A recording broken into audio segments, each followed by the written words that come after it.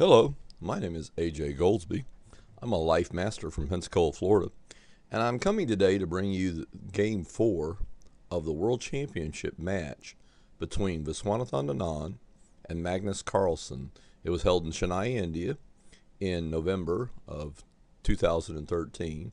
And Anand is white. This is Game 4. Anand is white, and Magnus Carlsen, the challenger, he was a challenger at that time. He's won the match now, and of course he's now the world champion.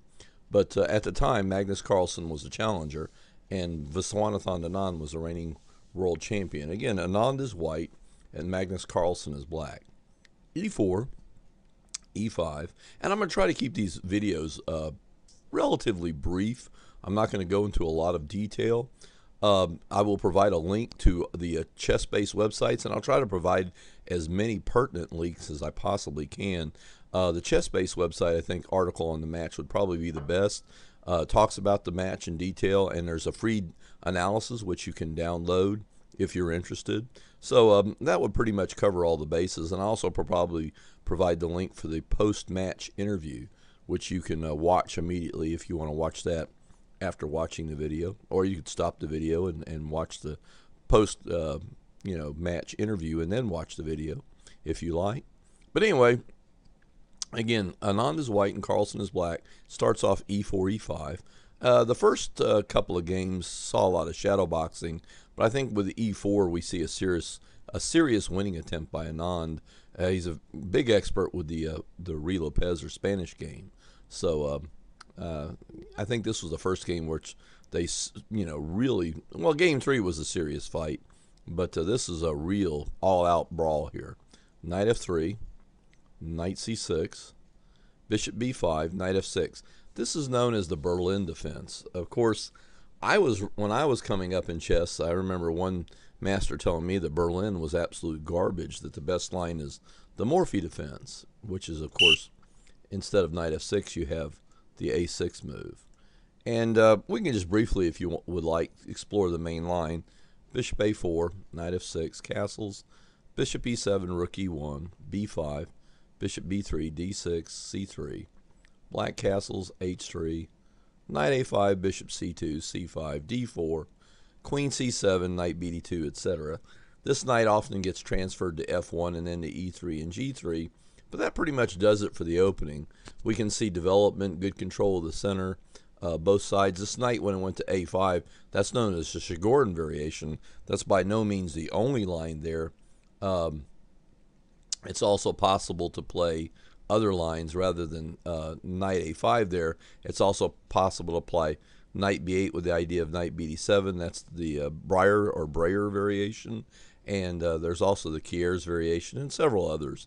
But, the Breyer and probably the Shigorn are two of the main lines in the Ruy Lopez or Spanish game. But anyway, that's the one of the main lines there. For whatever reason, the players chose not to go into that particular line. But anyway, back to our actual game. 1 E4, E5, 2 Knight F3, Knight C6, Bishop B5, Knight F6. This is the Berlin defense. Again, the Berlin defense I had always thought was stodgy and cramped and not very good. And I've seen people make similar comments, for example, in Chess Life or Chess Life in Review, and then later in Chess Life about this opening. It wasn't that great. And then it was probably not, it really didn't get a lot of respect until Kramnik took it up and he began using it. And it was featured in the World Championship match in 2000 between Kasparov, or some people say Kasparov, Gary Kasparov, but I believe the correct pronunciation is Kasparov, and Vladimir Kramnik. Of course, Kramnik, that was the match where Kasparov lost his world title to Kramnik, and he was never able to regain it after that. And one of the main reasons was Kramnik, I think he avoided Kasparov. But anyway, for whatever reason. But anyway, this was the first time that we saw the Berlin used at the highest level. And if Gary Kasparov and all of his team of seconds couldn't crack the Berlin, then we had to conclude it was sound. But anyway, white castles, knight takes E4, D4. This is the main line here. Knight D6, bishop takes C6, D takes C6, D takes E5, knight f5, queen takes d8, check, king takes d8, and now h3. And this is pretty much the main line here. This is the line that a lot of grandmasters play. I don't care for it myself. I don't believe in exchanging queens. There are possibilities to avoid that. For example, you could play, after knight takes e4, you could simply play, rook e1 as an opening line. That's a possible line there. And then after knight d6, you can play knight takes e5, bishop e7. The bishop can go to d3, or the bishop can even go all the way back to f1. Okay, that's another idea there for white. Okay, so there's all kinds of ideas for white. And now we keep the game alive and we have certain play. There is a high tendency to draw here in this position, especially at the Super Grandmaster level, simply because the pawn structure is so balanced. We don't have any imbalances in the pawn structure. But at least it keeps the game alive and avoids the exchange of queens. So that's just one possibility. If you're looking to, keep the game alive, you don't have to exchange queens. Many GMs today, when black plays knight f6, many GMs today are often playing d3 there. And that's just to, keep the center, keep the game alive, and keep the game solid. That's considered, somewhat drawish and somewhat, slow, but I mean, that's another way of playing that position. You don't have to play the game. But anyway, back to the actual game. Started off 1 e4. Again, Anand is white and Carlsen is black. e5, knight f3, knight c6, bishop b5, knight f6 rather. This is the Berlin variation. White castles, knight takes e4, d4. And again, this is the main line. Knight d6, bishop takes c6, d6, c6, d takes e5, knight f5, queen takes d8, king takes d8, h3. I don't care for this position for either color. For white, I think white's got to be a tiny bit better, but black is not without his possibilities. White's idea, in theory, is that he should be able to exchange all the pieces and go to a king and pawn ending where he's clearly better because he has a pawn majority on the king side. He has a usable pawn majority, 4 pawns here on the king side, 1, 2, 3, 4, and black has only 3. That's the theory. However, in practice, it seems that it's almost impossible for white to be able to achieve that. And that's basically the idea there. Black, for his part, has a very solid position, and he has the bishop pair, and many of the end games, are okay for black. Bishop d7, rook d1, bishop e7, knight c3, king c8, bishop to g5. White has to exchange pieces there, though one of the ways that he makes his advantage is to exchange pieces. h6, bishop takes e7, knight takes e7, rook d2, c5. For Anand's part, the computer approves a lot of white's moves. He seems to have a fairly large advantage here. So we'll just keep following these moves, and basically we'll eventually try to see, where is it that Anand goes wrong here in this game. But anyway, rook d2, c5, ra d1, bishop to e6, knight e1. I'm not even sure if that's a line there. But anyway, that's one idea. The computer, Fritz 13 likes king h2 there. I think another computer, a friend of mine told me b3 was a good move there for white. He's a master and he's an expert in this line. So anyway, but knight e1 is what Anand played. Knight g6, knight d3, b6. One of the things that Carlsen has done, this is important to understand, is that it's called the Capablanca principle. Capablanca was the first one that really elucidated this idea clearly, is that in an endgame where you have a bishop, you have to get as many pawns off the same color of your bishop. So that's one of the reasons that Carlsen has pushed his pawns to the dark squares, is so that his bishop, won't have a lot of roadblocks in the way. Knight e2. And that was a mistake, actually. Probably the correct move there was just simply b3. And again, that's what Fritz 13, I think also Houdini wants to play that. So again, that would have been the main line there. Of course, after b3, black can get rid of his double pawn after c5, c4. But anyway, white played knight e2 there, probably believing that it was dangerous for Carlsen to snatch the a pawn, but that's exactly what he does.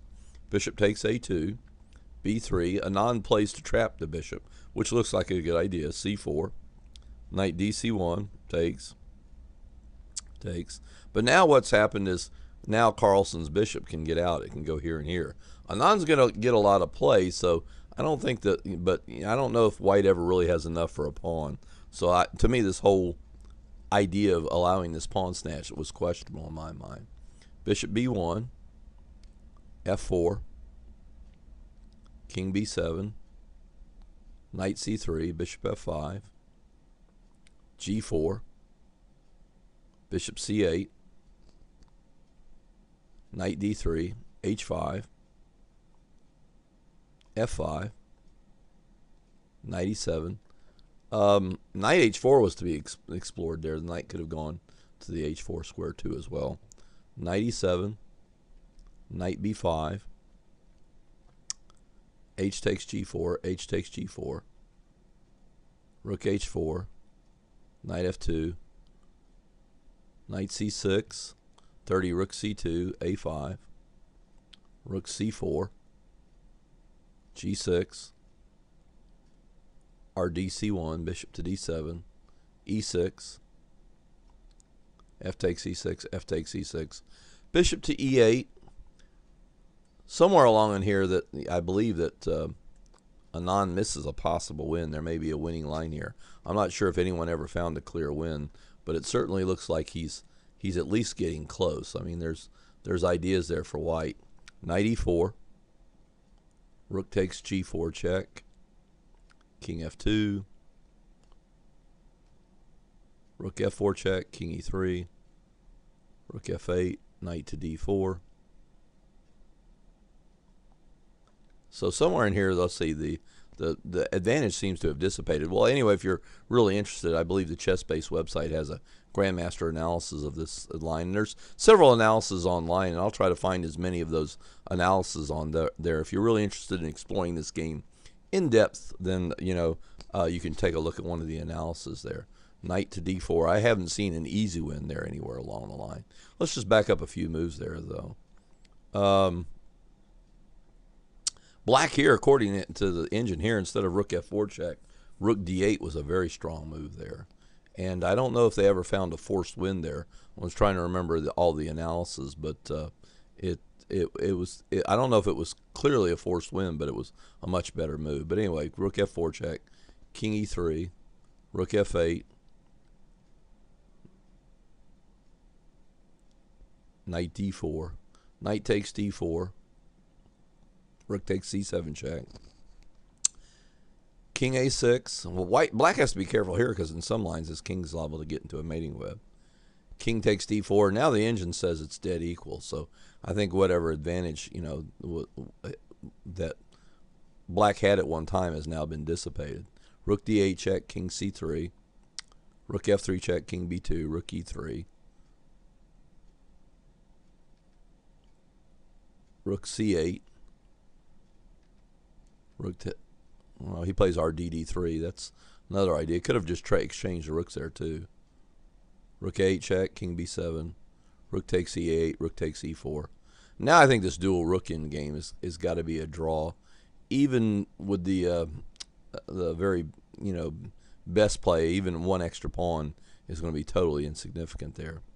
e7, rook g3, rook c3, rook e2 check. 48, rook c2, re3, king a2, g5, rook d2. I've been watching the Fritz engine. I've got the Fritz engine in the background. I've already been over this game several times with Deep Shredder, Houdini, and a couple other engines too. But I've never seen a very clear win there. I'm looking for a forced win, and there's really nothing popping up. Rook e5, rook d7 check, king c6, re d8.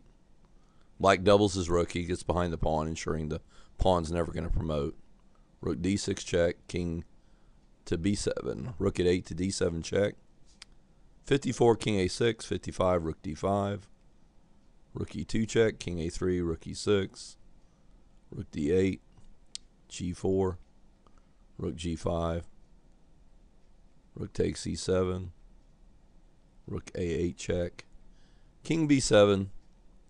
rag8, a4, rook takes g4, h takes, rook there, king a6, rook takes, king takes b3. Here they agreed to a draw, and I'm almost certain that this is I am for certain this is a book draw. The type of defense known as the Philidor drawing technique. Basically, the king just fades all the way back. He can go all the way back to the square. White can just keep falling back. He falls his king all the way back to the first rank. The rook goes to the third rank. If black's king goes up as far as he can to the fifth rank, possibly even the sixth rank, but as soon as this pawn pushes to the sixth rank, white rook dives behind and checks from behind, and that's how the correct way to make the draw. That's called the Philidor drawing technique. If you're interested in that, I have my own in-game school. It's on the Angel Fire website, and you can check that out. But it's pretty much a straightforward draw. And I'll also provide the link to the Shredder table base there.